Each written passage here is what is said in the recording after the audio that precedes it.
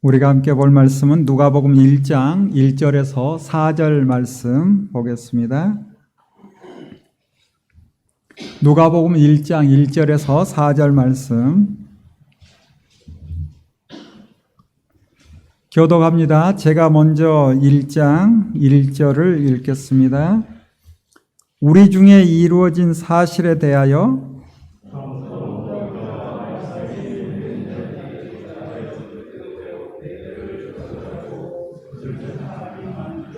그 모든 일을 근원부터 자세히 미루어 살핀 나도 데오빌로 각하에게 차례대로 써 보내는 것이 좋은 줄 알았노니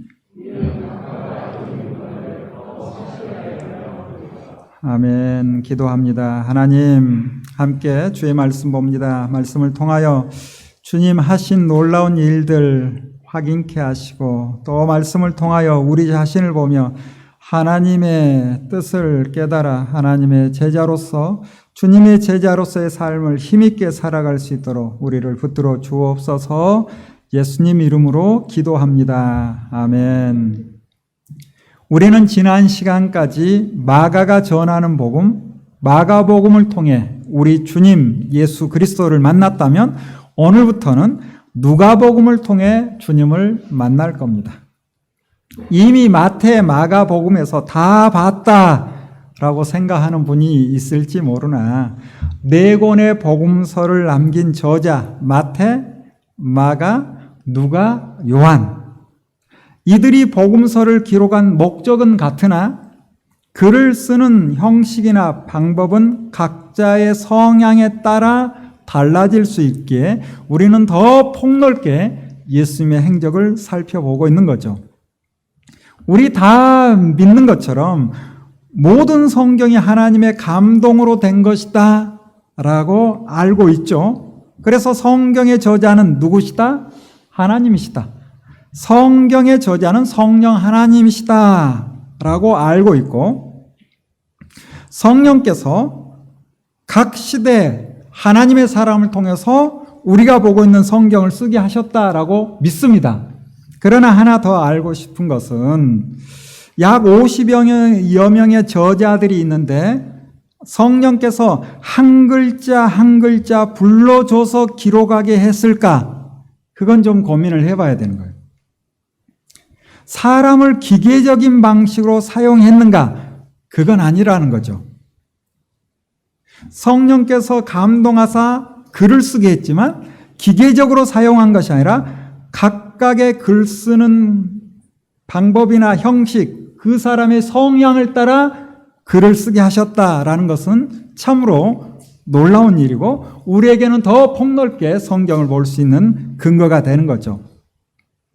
대표적으로 아리마대 요셉에 대한 기록을 살펴보면 정말 하나님께서 사람을 사용하여 성경을 쓰게 했지만 기계적인 방법으로 사용하지 않았다라는 것을 알 수 있는데 여러분 아리마대 사람 요셉 기억하시죠? 우리 지난 시간에 봤듯이 예수님이 십자가에 달려 죽으실 때 아리마대 사람 요셉이 총독 빌라도에게 예수님의 시체를 달라 해서 무덤에 안치하죠. 이때 마가는 아리마대 요셉이 어떤 사람인지 간단하게 소개하는데 마가복음 15장 53절에 이렇게 기록되어 있죠. 우리 한번 같이 15장 43절 같이 읽어볼까요? 시작. 아리마대 사람 요셉이 와서 당돌이 빌라도에게 들어가 예수의 시체를 달라 하니 이 사람은 존경받는 공회원이요 하나님의 나라를 기다리는 자라. 아리마대 사람이 어떤 사람인지 소개하죠. 존경받는 공회원이었대요. 하나님의 나라를 기다리는 사람이라고 소개하죠. 그렇다면 다른 복음서에도 아리마대 요셉이 어떤 사람인지를 소개할 때 성령께서 한자 한자 불러줘서 쓰게 했다면 똑같이 소개를 해야죠. 그러나 그렇지 않습니다. 그래서 성령 하나님께서 마태, 마가, 누가, 요한 그들의 글쓰기 방식을 제한하지 않아요.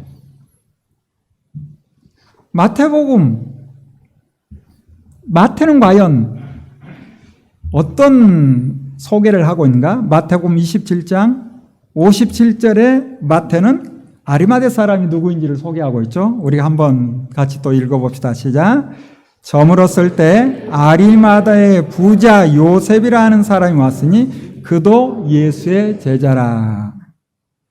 마가가 소개했던 것처럼 하나님의 나라를 기다리는 자라라는 소개가 그 사람도 예수님의 제자다라는 말과 비슷한 의미를 가지고 있죠. 그러나 마태는 특별히 이 아리마대를 어떻게 소개하는가? 부자였대요. 돈이 많은 사람이었대요. 마태의 글쓰기 그 습관이 그대로 드러나는 거죠.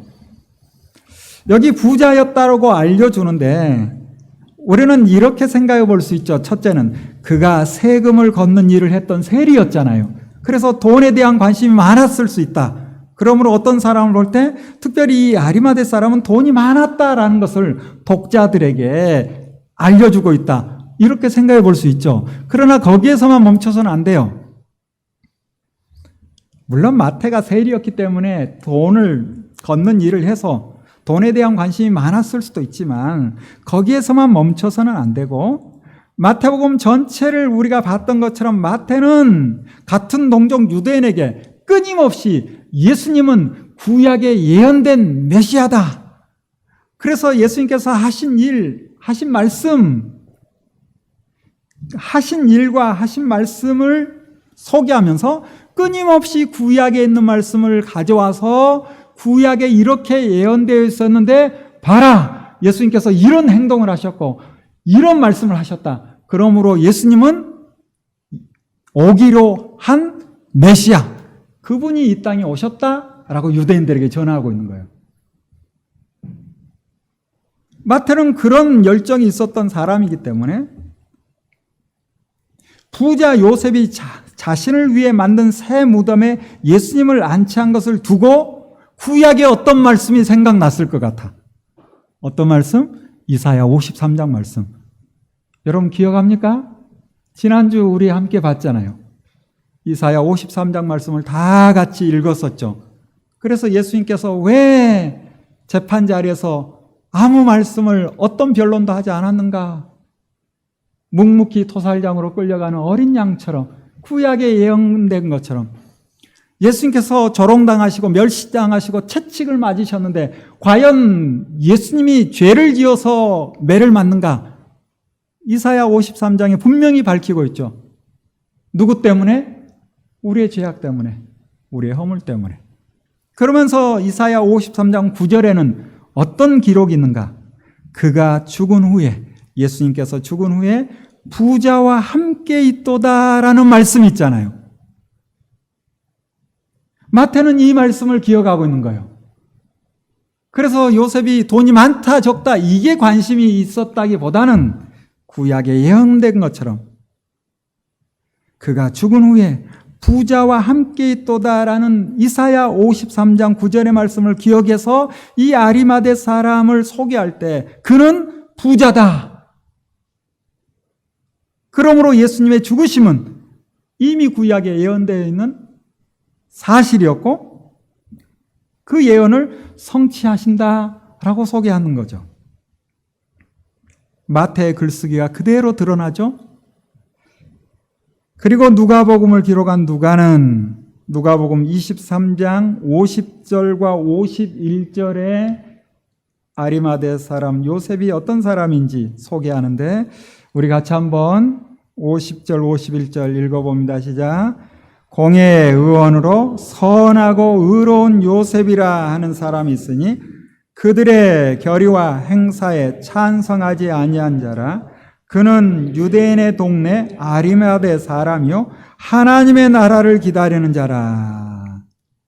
마가처럼 하나님의 나라를 기다리는 자라라고 쓰고 있죠. 그러면서 누가는 세밀하게 글을 쓰고 있는데 공회 의원으로 선하고 의로운 사람이다 뿐만 아니라 산헤드린 공회 회원이었으나 그들이 결정한 그들이 불법으로 예수 그리스도를 사형 판결을 내릴 때 그들의 결의와 행사에 찬성하지 않았다라고 소개하죠. 뿐만 아니라 아리마대가 어디인지도 소개합니다. 유대인의 동네래요. 왜 또 누가는 이렇게 쓸까요? 데오빌로라는 사람에게 글을 쓰고 있거든요. 이 데오빌로는 유대인이 아니었을 거예요. 이 글을 쓰고 있는 누가도 유대인이 아니지만 이 복음서를 받아든 데오빌로도 유대인이 아니에요. 그래서 아리마대 하면 어딘지 모르니 유대인의 동네 아리마대라는 곳인데 그곳 사람입니다 라고 밝히고 있는 거예요.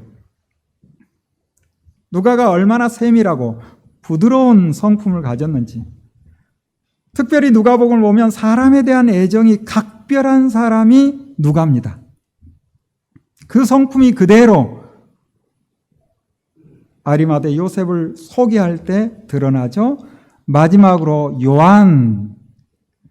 요한이 남긴 요한복음, 거기에 아리마대 요셉을 소개하고 있는데 19장 38절이죠. 우리 같이 한번 읽어보겠습니다. 시작. 아리마대 사람 요셉은 예수의 제자이나 유대인이 두려워 그것을 숨기더니 2일 후에 빌라도에게 예수의 시체를 가져가기를 구하며 빌라도가 허락하는지라 이에 가서 예수의 시체를 가져가니라. 이 아리마대 사람 요셉은 예수님의 제자였대요. 우리 마태복음과 요한복음은 똑같이 아리마대 사람을 예수의 제자라고 표현하고 있죠. 왜 그럴까? 이렇게 생각해 볼 수도 있죠. 마태도 예수님의 12제자 중에 한 사람이었잖아요. 요한복음을 쓰고 있는 사도 요한도 12제자 중에 한 사람이었어요. 마가나 누가는 스스로 12제자 그 가운데 기록된 12제자 속에 속하지 않았기 때문에 어떤 사람을 볼 때 하나님의 나라를 기다리는가 기다리지 않는가라는 관점으로 본 것 같아요. 그래서 요한은 이 아리마대 사람 요셉을 우리와 같은 예수의 제자였다라고 소개하면서 또 하나는 유대인이 두려워 그것을 숨기더니 예수님의 제자였지만 예수님 살아계실 때는 공회원이었기 때문에 자신이 예수의 제자였다라는 것을 드러내기가 어려웠다는 거예요. 2일 후에 예수님이 죽으신 후에 빌라도에게 예수의 시체를 가져가기를 구하였다라고 기록하고 있죠. 사도 요한이 요한복음을 기록할 때는 주후, 주님 오신 후 약 90년경 이때 기록되었고, 먼저 보는 마태, 마가, 누가복음은 요한복음보다 약 20, 30년 전에 기록됩니다.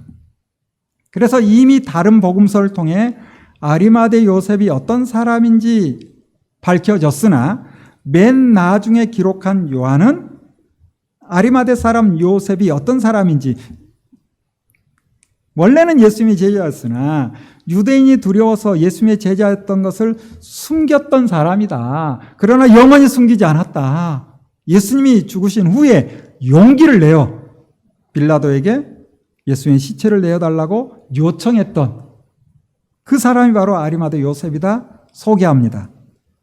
이렇게 우리가 보는 것처럼 4명의 복음서 저자는 각자의 방식으로 아리마대 요셉을 소개하고 있듯이 각자의 방식으로 예수님의 행적을 소개하며 복된 소식을 전하고 있기에 우리는 이미 마태, 마가를 통하여 복음을 접했지만 다시금 누가가 전하는 복음을 들어야 하고 요한이 전하는 복음까지 들어야 합니다. 반복되는 부분이 있어요. 그렇지만 오히려 우리가 사랑하는 주님의 행하심을 다양한 각도에서 볼 수 있는 즐거움이 있죠. 각각의 저자마다 조금씩 다른 색깔과 다른 복음서에서 등장하지 않은 사건을 드러낼 때는 그 기쁨이 밭에 감추인 보화를 발견하는 그 기쁨으로 그렇게 다가오지 않나요? 그렇게 다가왔으면 정말 좋겠는데. 처음 예수님을 알고 예수님이 나의 구주심을 나를 위해서 죽으심을, 내가 죄인이었음을 알았을 때 예수님이 말씀하시고 행하신 일 한 절 한 절 그렇게 귀하고 그렇게 기쁨으로 다가오더니 시간이 지나다 보니 우리의 마음이 많이 풀려서 뭐 알고 있는데 뭐 또 들어야 되나 이런 마음이 들 때가 간혹 이 가운데는 없는데 괜히 제가 말을 꺼낸 것 같기도 하고, 하나님께서 천지 만물을 창조하셨고 하나님께서 나를 만드셨다. 그리고 나를 사랑하사 영원한 하나님의 나라로 다시금 나를 데려가신다는 것을 알고 태초에 하나님께서 천지를 창조하셨다라는 이 놀라운 선언으로부터 타락과 심판과 분산과 그리고 이스라엘 민족을 통해서 하나님이 하시는 꿈꾸는 일이 무엇인지를 읽어나갈 때 그 기쁨이 영원하면 좋을 텐데 그 기쁨이 어느 시간이 지나고 반복적으로 보는데도 이제는 좀 밋밋해지고 그런 마음이 드는 분이 우리 가운데는 없을 텐데 제가 괜히 말을 꺼낸 것 같죠. 누가는 데오빌로에게 편지하면서 알고 있는 바를 더욱 확실하게 하려 합니다 라고 이야기합니다. 우리가 알고 있지만 알고 있는 것을 더 확실하게 하는 것은 정말 중요한 거예요. 그래서 반복적으로 하나님의 말씀을 보는 거죠. 이 네 권의 복음서, 특별히 세 번째 복음서 누가복음의 저자, 이제 우리는 누가가 어떤 사람인지도 잠깐 함께 생각해 봐야 될 필요가 있습니다. 아는 것처럼 우리가 보고 있는 성경은 구약 39권, 신약 27권, 총 66권이죠. 그 중에 유대인이 아닌 다른 나라 사람이 쓴 성경이 2권이 있어요. 66권 중에. 한 권이 사도행전이요. 또 한 권이 우리가 보고 있는 누가복음입니다. 이 누가라는 사람이 유대인이 아니에요. 이방 사람이에요. 그런데 복음서와 사도들의 행적을 기록해요. 여러분 놀랍지 않나요? 유대인이 다윗의 후손으로 오신 예수 그리스도에 대한 기록만 남겼다. 그래서 마태, 마가, 요한복음만 있다. 그래도 괜찮을 수 있지만 이방 사람이, 다른 민족 사람이 예수 그리스도를 알고 역사학자여 의사인 누가가 예수님의 행적을 기록에 남겨서 오고 오는 모든 세대가 이 말씀을 보고 있다는 것은 하나님의 놀라운 은혜입니다. 그렇다면 누가가 어떻게 예수님을 알았을까? 예수님이 행하신 일과 사도들의 행적을 왜 기록했을까? 먼저는 그가 어떻게 예수님을 알았을까? 어떤 자료를 봐도 찾아내긴 좀 어렵지만 우리는 성경에 있지 않는 기록을 먼저 좀 생각해 볼 수 있겠죠? 당시 이스라엘 땅의 유대인들만 하나님을 믿고 메시아를 기다린 것은 아니에요. 가장 먼저는 바벨론 포로 이후 유대인들이 바벨론 포로 끌려가고 그곳에서 유대인들이 생활하면서 여러 곳에 흩어져 살았죠. 그들은 오히려 바벨론 포로 끌려가서 그때부터 더 하나님을 사랑하는 마음이 커졌어요. 희한하죠? 평안할 때, 좋을 때는 하나님을 사랑하는 마음이 그렇게 크지 않았는데 오히려 어려움 당하고 나라가 망하고 이방 땅으로 끌려가고 나서야 우리가 잘못 살았구나. 내가 하나님을 오해했구나 라고 생각하는 거예요.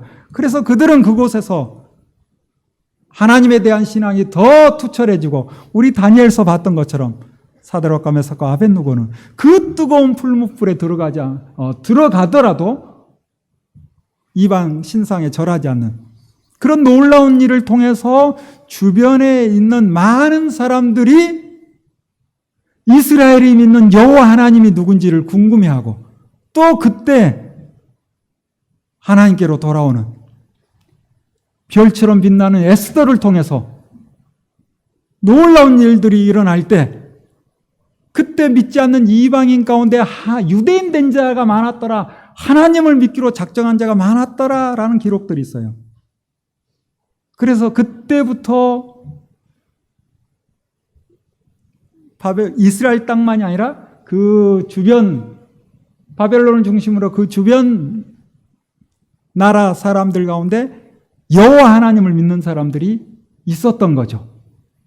누가에게까지 전해졌을까? 그건 잘 모르겠어요.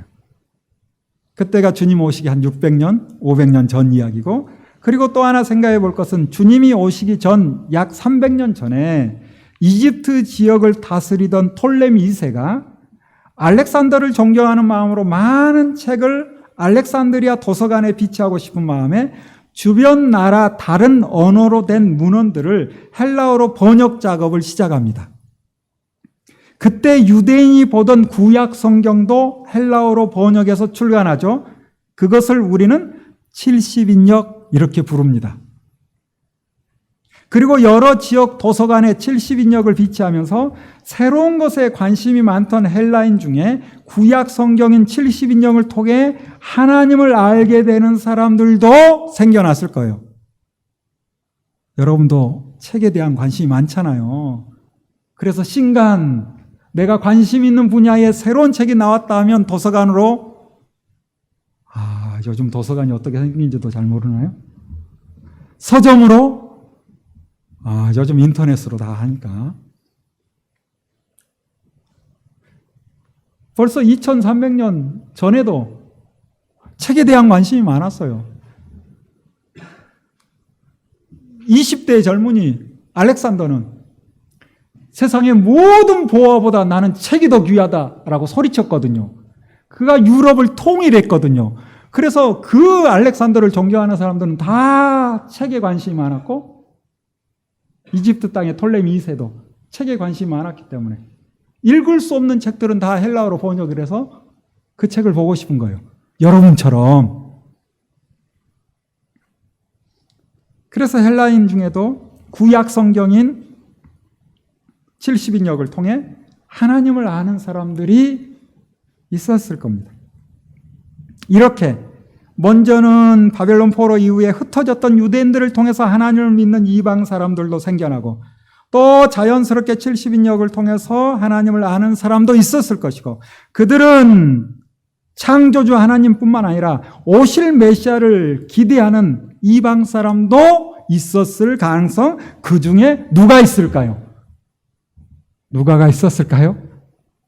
장담할 수는 없지만 우리는 성경을 통해서 누가가 사도 바울을 통해서 복음을 받아들였을 것이다 라고 충분히 추측을 해볼 수 있어요.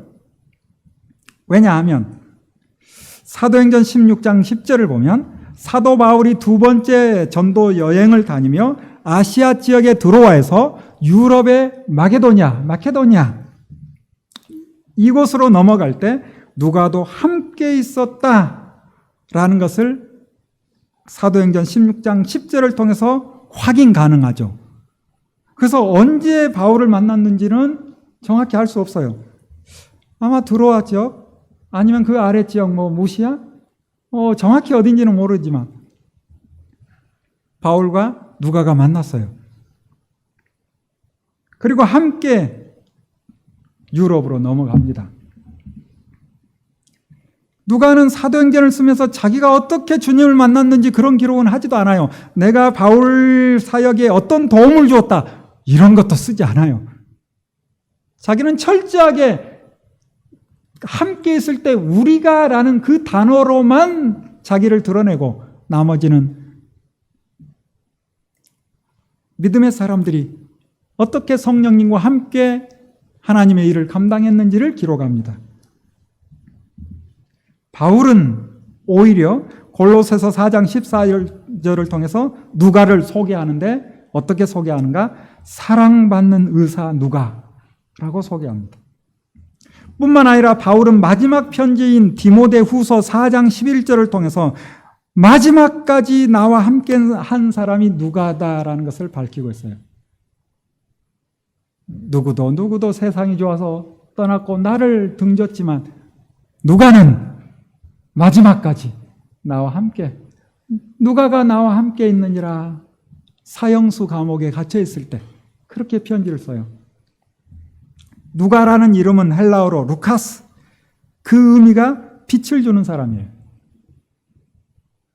주님이 너희는 세상의 빛이라 하실 때 누가는 자기 이름을 따라 빛나는 삶을 살았어요. 그리고 하나님과 사람들에게 사랑받는 사람이 루카스, 누가입니다. 여러분 모두 빛나는 삶을, 그래서 하나님과 사람들에게 사랑받는, 우리가 그렇게 살아가고 있죠? 그래서 우리의 또 다른 이름은 루카스입니다.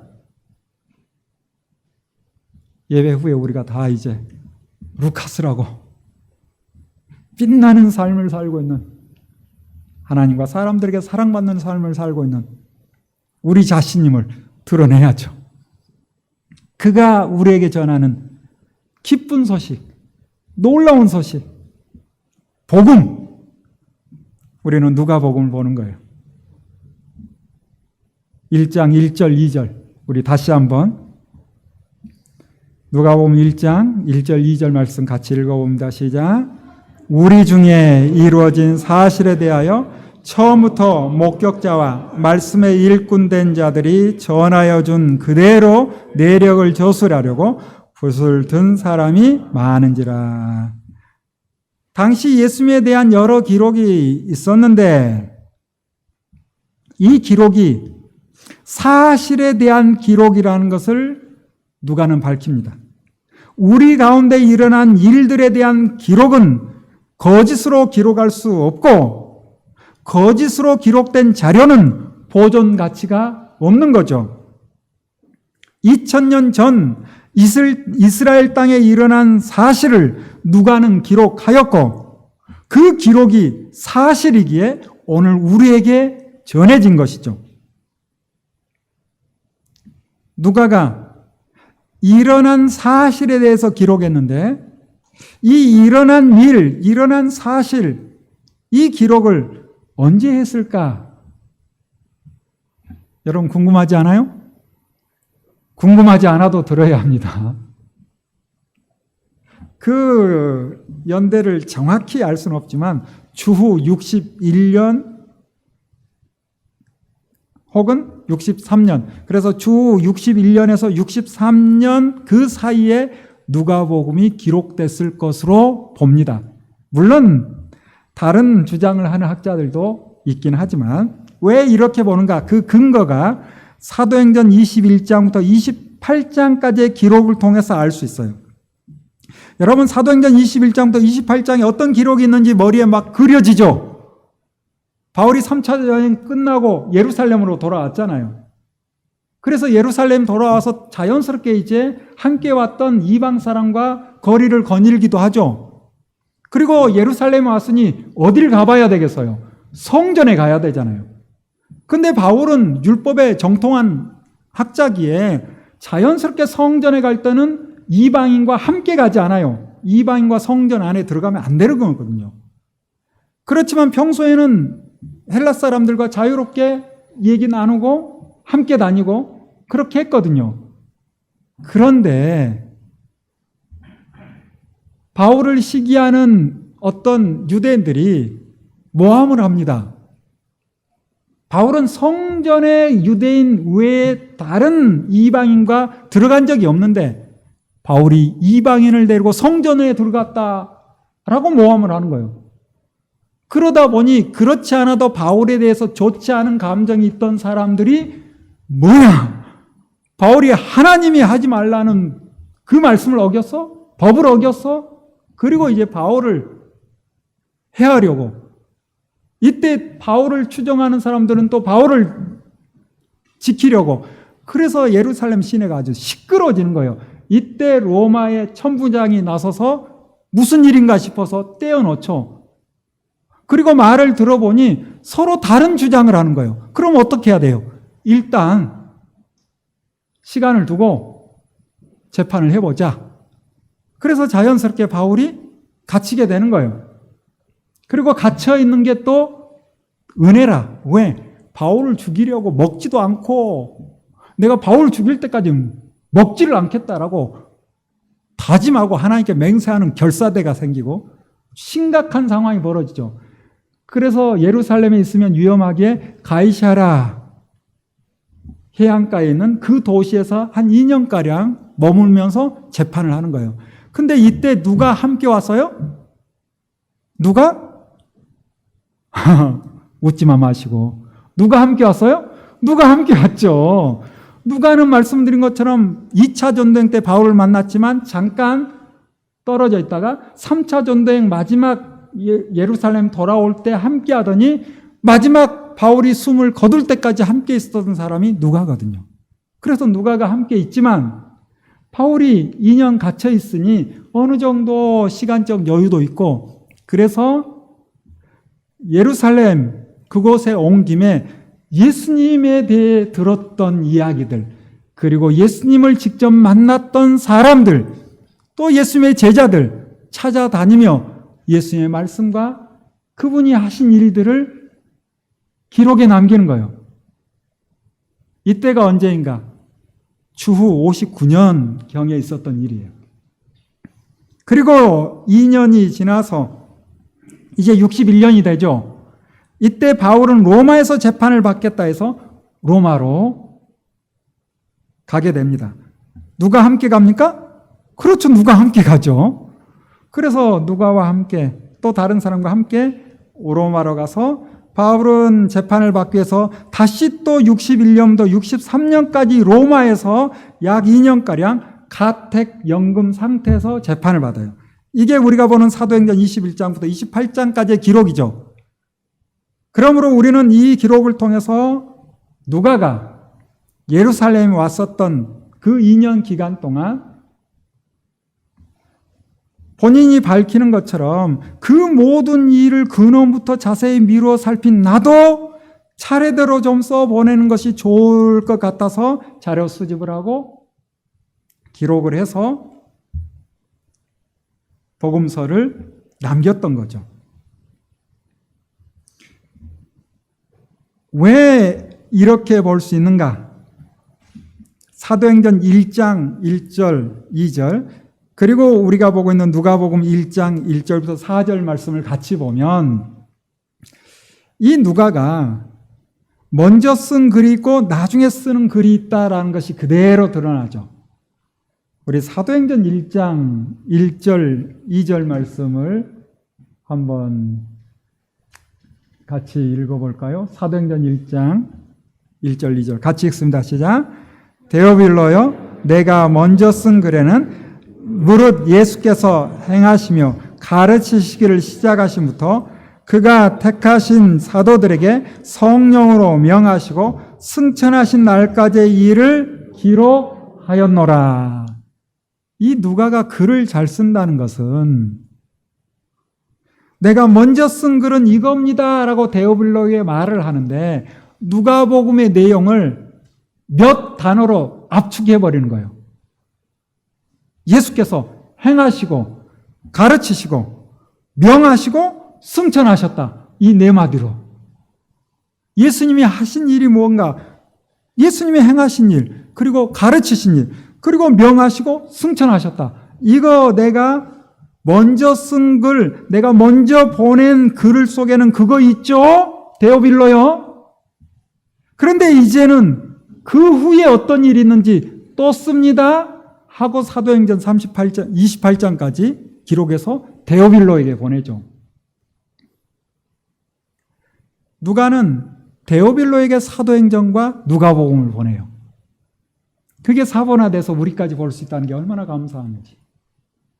그래서 누가복음 1장 1절부터 4절에 보는 것처럼 우리 가운데 일어난 일들에 대해서 글을 쓴 사람이 많은데 나도 데오빌로 각하에게 정확하게 조사하여 써보낸다라고 밝히고 있잖아요. 그러므로 사도행전의 기록 연대는 바울이 로마에 갇혀있던 주 63년 이후 63년 그리고 순교하기 직전인 67년 혹은 68년 그래서 63년부터 68년 혹은 67년 그때 사도행전이 기록됐을 걸로 봐요. 그래서 어떤 학자는, 최근의 학자들은 이렇게까지도 이야기해요. 데오빌로요, 당신 힘 있을 때 이미 내가 먼저 쓴 글로 예수님이 누군지 확실하게 이미 전부터 알았지만 이제 확실하게 알았으니 주님을 위해서 일 좀 하시오. 내가 사도들의 행적을 쭉 기록하는데 특별히 바울이 무슨 죄가 있어서 지금 여기에서 재판을 받고 있는 것이오. 바울에게 혐의가 없으니 데오빌로요, 힘 좀 쓰시오. 이런 의도도 담겨 있었다라고 최근 학자들은 이야기하는데 충분한 근거가 있어 보여요. 이 사도행전이 언제 쓰였다? 바울이 갇혀있고 재판받고 그러한 때, 그래서 63년부터 순교하기 직전까지 그때 기록됐어요. 그렇다면 누가복음은 말씀드린 것처럼 주후 61년부터 63년 그 어간에 기록됐을 것이다 라는 근거가 되는 거죠. 그런데 누가복음 1장 2절에 보면 붓을 든 사람이 많다라고 하죠. 그렇다면 누가가 누가복음을 쓰기 전에 이미 예수님의 행적을 기록한 기록물이 많다는 거예요. 그래서 어떤 분은 이런 생각도 합니다. 누가복음을 쓰기 전에 마태, 마가복음이 이미 기록되었구나라고 봐요. 그런데 그건 너무 멀리 간 것이 아닌가. 왜냐하면 마가복음은 그 당시 초대 교부인 이레니우스, 이 이레니우스가 쓴 글을 보면 베드로와 바울이 떠난 후 마가는 우리들에게 베드로가 설교한 것을 기록으로 남겨주었다. 이 근거를 가지고 학자들은 마가복음을 무슨 복음이라고 부른다? 베드로복음 이렇게 불러요. 마가가 예수님을 직접 따라다니는 12제자는 아니었잖아요. 그렇기에 베드로가 예수님과 함께 있으면서 예수님의 말씀과 예수님이 하신 일을 다 들었는데 베드로는 헬라어를 쓸만한 실력이 아직은 나중에 베드로 전후서에 물론 마가가 도와줬을 걸로 또 학자들은 보지만 어쨌든 아직은 예수님의 행적을 헬라어로 쓸만한 유대인이기에 그런 실력이 되지 않을 때 마가는 헬라어를 좀 유창하게 그리고 글도 쓸 수 있는 실력을 갖췄던 부잣집 아들이었기에 그래서 베드로가 설교한 것을 기록으로 남긴 사람이 마가인데 그것이 바로 마가복음이 아닌가 이렇게 보는 거죠. 베드로와 바울이 떠난 후래요. 순교 후에. 그래서 67년 혹은 68년경에 순교했기에 마가복음은 67년 이후에 기록된 것이다 라고 보는 학자들이 많은 거죠. 이런 근거들로 인해 네 권의 복음서 중에 누가복음이 가장 먼저 기록되었을 것이다 이렇게 주장하는 학자들이 점점 많아져요. 예전에는 고고학적 자료가 발견되면 특별히 문서는 비슷한 내용의 문서가 발견되면 가장 분량이 적은 문서, 그게 원문서, 오래된 문서, 그 분량이 적은 문서, 그리고 그 후에 누군가 거기에 덧붙여서 분량이 많아졌다. 이게 고고학자들이 오래된 문서를 선정할 때 기준이었어요. 충분히 근거가 되죠. 그렇지만 우리가 보는 복음서를 꼭 그렇게 볼 수 있는가? 꼭 그렇게 볼 수가 있는가? 누가복음은 마태와 마가복음이 기록되고 특별히 마가복음을 보고 덧붙여서 썼다라고 보기에는 좀 어려움이 있어요. 어쨌든 학자들의 다양한 주장, 그리고 저도 나름대로 생각하는 것이 있는데 이렇게 다양한 주장을 듣고 혹은 말할 때마다 주님의 말씀이 생각나요. 주님의 말씀. 너가 지금은 알지 못하나 이후에는 알리라. 우리가 이 땅에서는 다 알 수 없으나 하나님의 나라, 주님의 나라에서는 이런 부분들이 다 해소되겠죠. 우리는 복음서 하면 마태, 마가, 누가, 요한 이 네 권의 복음서만 생각할 수 있지만 사실은 그 당시 여러 문헌들, 특별히 전해지는 복음서를 보면 훨씬 많은 복음서가 있습니다. 에피온의 복음서라고 있어요. 히브리인의 복음서, 이집트인의 복음서, 니고데모 복음서, 베드로 복음서, 도마 복음서, 빌립 복음서, 야고보 원 복음서까지 여러 복음서가 있어요. 그러면 이 많은 복음서가 다 정경으로 인정받았는가? 그렇지 않아요. 왜냐하면 초대교회에 많은 예수님에 대한 기록이 나오지만 예수님을 직접 따라다녔던 사람들, 그들이 볼 때 문제가 있는 문서는 받아들이지 않는 거죠. 그래서 역사적으로 받아들일 수 없는 복음서, 부분적으로는 맞는 이야기도 있지만 전체적으로 문제가 있는 복음서들을 다 빼고 네 권의 복음서만 정경으로 인정받아 우리가 오늘까지 보고 있는 것이죠. 그래서 누가가 복음서를 쓸 때 여기 많은 복음서들이 다 우리가 볼 만큼 완성된 복음서였는가?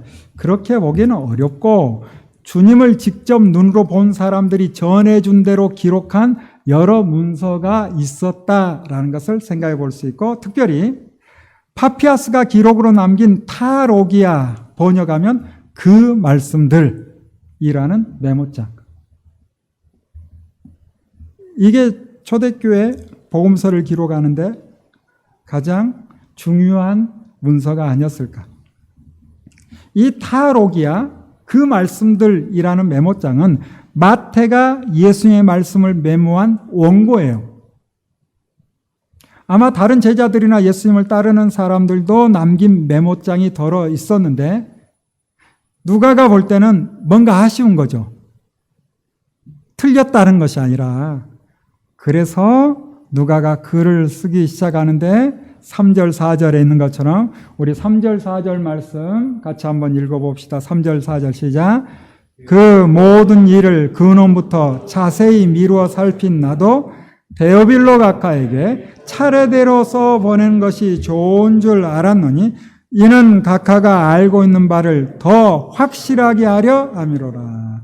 누가는 데오빌로 각하에게 데오빌로가 알고 있는 사실을 더 확실하게 하려고 모든 일을 근원부터 정확하게 조사하여 순서대로 써 보냅니다.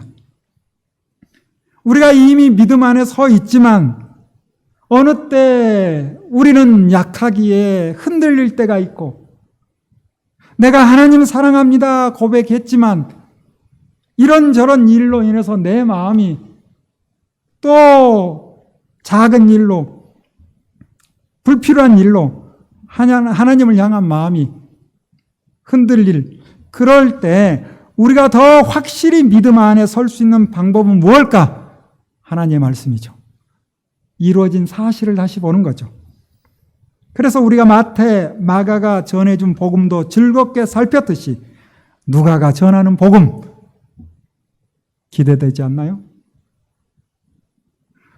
누가 복음을 전하느냐에 따라 듣는 사람의 반응은 달라지는데, 누가는 역사학자의 의사로서 특별히 유대인이 아닌 다른 민족의 사람이 유대인의 왕으로 오신 예수님을 만나서 그분이 온 인류의 왕이시며 세상의 구주이심을 알고서 데오빌로에게, 그리고 오늘 우리에게 기쁜 소식을 전합니다. 사랑하는 여러분, 우리가 이미 알고 있는 사실이지만 누가가 전하는 복음을 통해 더 확실한 믿음 위에 설 수 있는 우리 모두 되기를 바랍니다. 기도하겠습니다. 주님, 누가가 전하는 복음을 함께 들여다봅니다. 우리가 주님 하신 일을 다시 살피며 주님이 원하시는 삶을 살아가는 자리까지 갈 수 있도록 우리를 붙들어 주옵소서. 예수님 이름으로 기도합니다. 아멘.